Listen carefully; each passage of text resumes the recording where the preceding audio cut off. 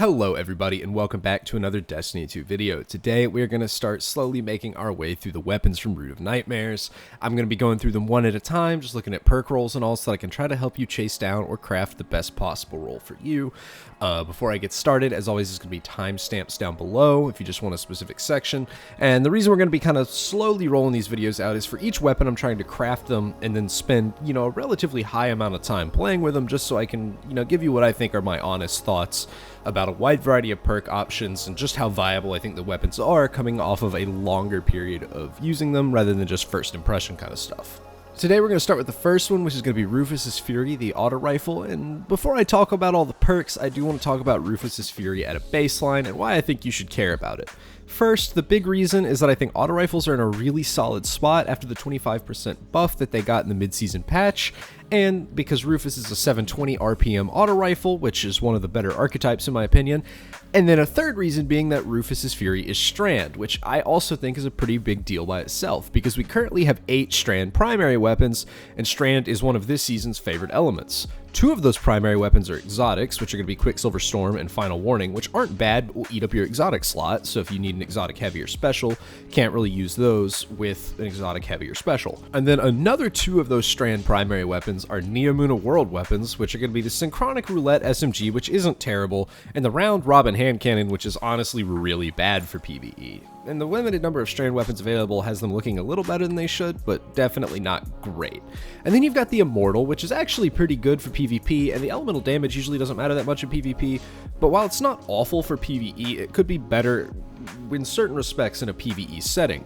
Which leaves us with the seasonal auto rifle Perpetualis, which isn't actually that bad honestly, and then Rufus's Fury. The only thing is, I think because they're both Strand auto rifles, Rufus's Fury honestly just has much better perks than Perpetualis, so I'm much more likely to recommend it over Perpetualis. However, if you don't raid, Perpetualis could still be a good substitute for a legendary Strand auto rifle. But currently, the 2 best Strand legendary primaries both drop from the Root of Nightmares raid, which is, like I mentioned, Rufus's Fury, and also the Michael's Reverence sidearm.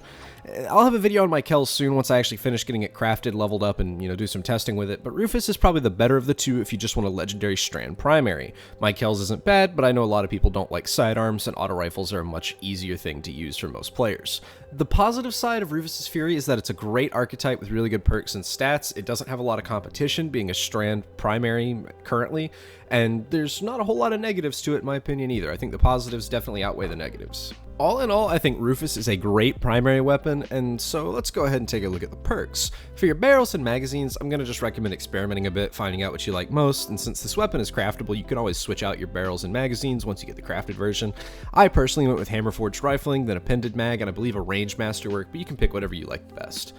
For your main column perks, though, you do have some interesting options. Starting in column 3, we're going to be looking at Demolitionist, Rewind Rounds, and Reconstruction in varying levels of detail, and then column 4 will be a little bit later in the video, but I'll be talking a little bit about Hatchling, Paracausal Affinity, which is exclusive to the raid weapons, and then Frenzy, Adrenaline Junkie, and Target Lock. Once again, varying levels of detail for each of those, but those are the perks we'll be looking at. And one more quick thing to point out is that like all the Root of Nightmares weapons, you get the Harmonic Resonance as the origin trait.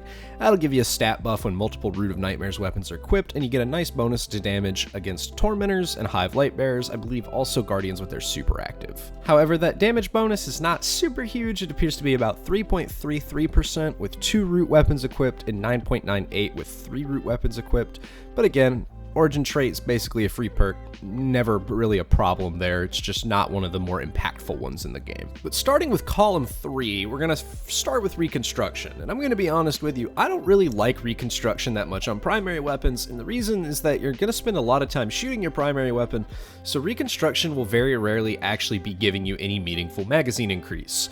Demolitionist is also definitely not a bad choice here, since it is, in my opinion at least, one of the best perks in the game when it's available alongside a damage perk, which it is here. Grenade abilities are just so strong already, so having your gun both reload on grenade throw and generate grenade energy on kill is kind of crazy in my opinion, especially because on this auto specifically, you can also get a damage perk like Frenzy at the same time as having Demolitionist on the auto rifle. A lot of other weapons will actually give you Demolitionist instead of some of the damage perks, but on this one you can get it instead of a reload perk, which I think is really OP. As much as I love Demoltionist, though, I found that rewind rounds feels like it's going to be super good on this weapon. One big reason for that is that the enhanced version of rewind rounds just gives you so much ammo back, especially on primary weapons. And keep in mind, Rufus is getting a 70-round base magazine with the right setup, so if you can keep it on your targets, then you can get well over 120 shots before actually having to reload. The other big thing to think about, though, is that you're not likely to use all those shots on one target. You're not just going to sit there and spray bullets into one target with this thing. And in actual gameplay, you are likely to miss a few shots here and there, so you won't always get the maximum back, but it'll still give you a lot of ammo before needing to reload, which can be nice. And when you do have to reload, auto rifles tend to have a pretty good reload speed, and Rufus is no exception. I also think Rewind is pretty solid if you want to pair it with any of the damage perks that are available, so I'll definitely say it's what I recommend on this gun, although Demo is super good as well if it fits your build better. The next thing I want to talk about are the damage perks in column 4, and specifically I wanted to look at Paracausal, Affinity, and Hatchling before I look at rolls using any of the other perks, because those two are the new perks we have listed here. Paracausal and Hatchling are, in my opinion at least, a little on the weaker side, especially Hatchling. My issue with Hatchling is mostly just that Threadling builds don't feel that strong right now, since a lot of Strand's power is put into Suspend and Woven Mail-based effects at the moment, and Hatchling does interact with subclass effects such as Warlock Aspects, the Threadling Fragments, and I believe the Swarmer's Exotic Boots for the Warlock, but my problem is just that Threadlings feel like they're too weak at higher levels even when you do build into them. And Paracausal Affinity, on the other hand, I do think is a bit better. It'll give you a 20% damage buff on kill of matching elemental alignment, so light or darkness.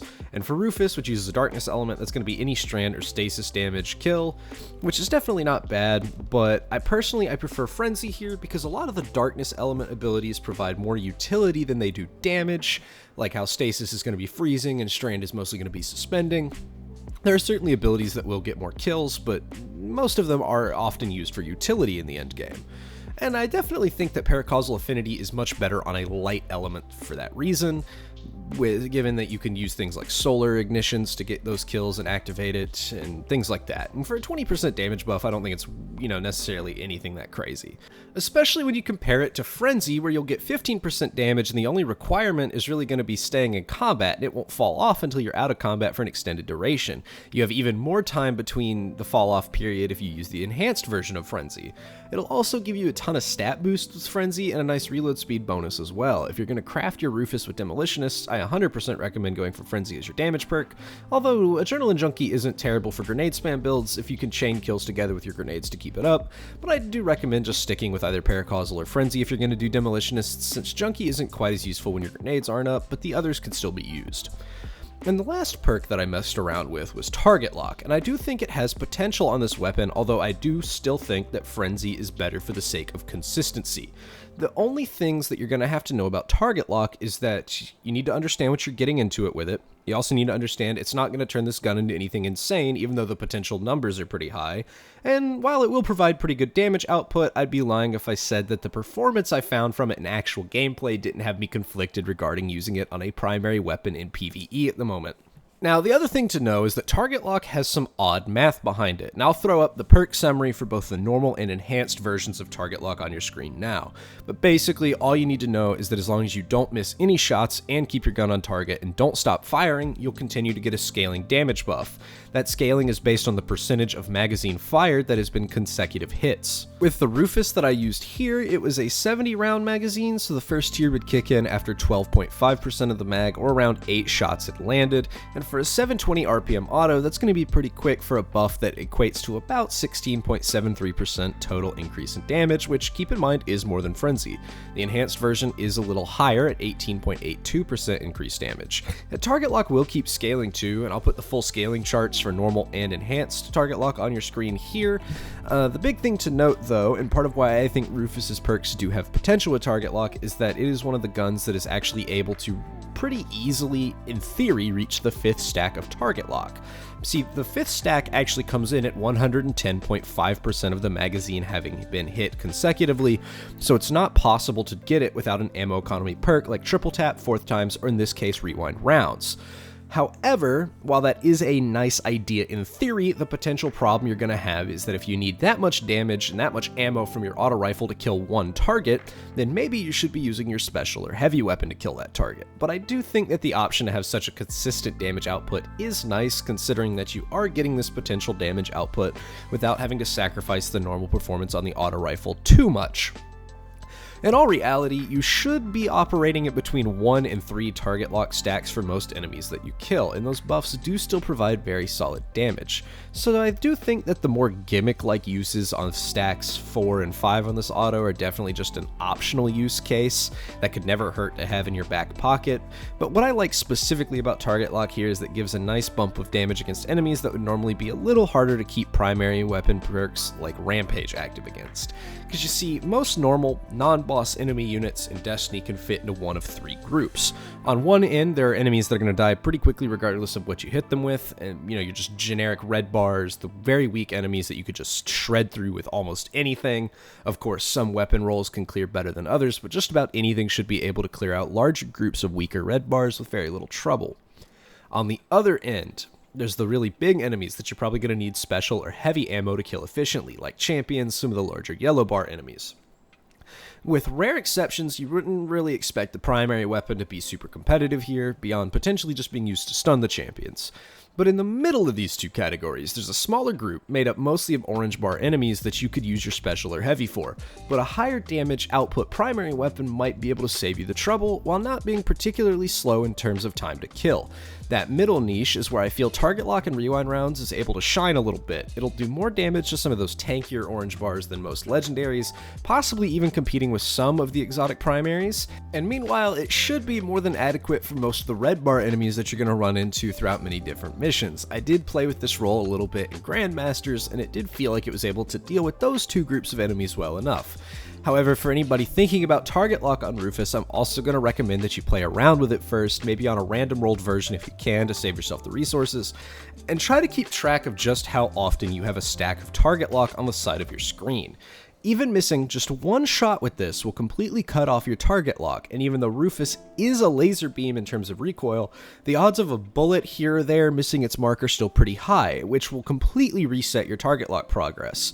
So I'm just going to have to tell you to ask yourself the question: do you want to have a potentially higher damage perk, but relatively rarely, or a consistent plus 15 damage from something like Frenzy? The best way I can describe it is that I liked what target lock was able to do, but it wasn't performing as I'd hoped it would most of the time. In the few times where I was able to get it going and keep it going against groups of enemies, it was pretty impressive, but the rest of the time it almost felt like you didn't have a damage perk at all. For that reason, I personally opted to go with Frenzy on my Rufus that I use most of the time now, although I do think target lock has some potential merit if you know exactly what you're getting out of it. However, my friends, that is once again all I have for y'all today, so if you like what I do here, your support with a like or share are greatly appreciated as always. Remember to subscribe if you want to stay up to date on the content. I will once again see y'all in the next one. Later, everybody.